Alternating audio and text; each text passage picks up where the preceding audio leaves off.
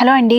నిన్న మంగళవారం సంగారెడ్డి డిస్ట్రిక్ట్లో సిగాచి ఫార్మస్యూటికల్ కంపెనీలో జరిగినటువంటి పెద్ద బ్లాస్ట్. అసలు అది కూడా తెల్లవారుజామున పాపం పొద్దున్నే అప్పటికప్పుడు వెళ్ళిన వర్కర్స్ 8ంటికి దాదాపు అరౌండ్ 8ంటికి జరిగిన ఈ బ్లాస్ట్లో ఇప్పటి వరకు దాదాపు 35 మంది చనిపోయినట్టుగా తేలిందండి రిపోర్ట్స్ ప్రకారం. ఈ బ్లాస్ట్ అసలు ఎందుకు జరిగింది ఏంటి అనేది ఇప్పటి వరకు ఏమీ తెలియలేదు. కానీ ప్రభుత్వం మాత్రం అక్కడికి వెళ్ళి సందర్శించడం జరిగింది.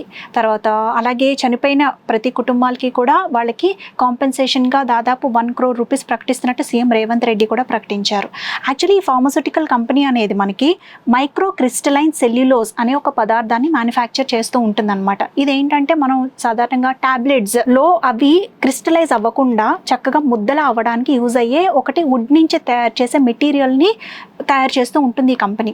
దీంట్లో యాక్చువల్లీ సేఫ్టీ స్టాండర్డ్స్ అసలు ఇచ్చారా లేదా ఇప్పటి వరకు, అలాగే ఆ కంపెనీ కూడా సేఫ్టీ స్టాండర్డ్స్ పాటిస్తుందా లేదా అనేది ఇప్పుడు జరిగిన ఇంట్రాగేషన్ జరిగిన తర్వాత రిపోర్ట్స్ బయటపడితేనే కానీ మనకు తెలియదండి. ప్రభుత్వం మాత్రం ఇప్పుడు సేఫ్టీ స్టాండర్డ్స్ మీద ఇప్పటి నుంచి ఇంకా గట్టి నిఘా పెట్టే అవకాశం మాత్రం బాగా కనిపిస్తూ ఉంది. ఎందుకంటే ఇంతకుముందు కూడా ఇలాంటి బ్లాస్ట్లే జరగడం అయ్యింది అండ్ ఈసారి జరిగింది మాత్రం చిన్నది కాదు కాబట్టి ప్రభుత్వం చాలా సీరియస్గా తీసుకుంటుంది. Let's wait and see what's going to happen.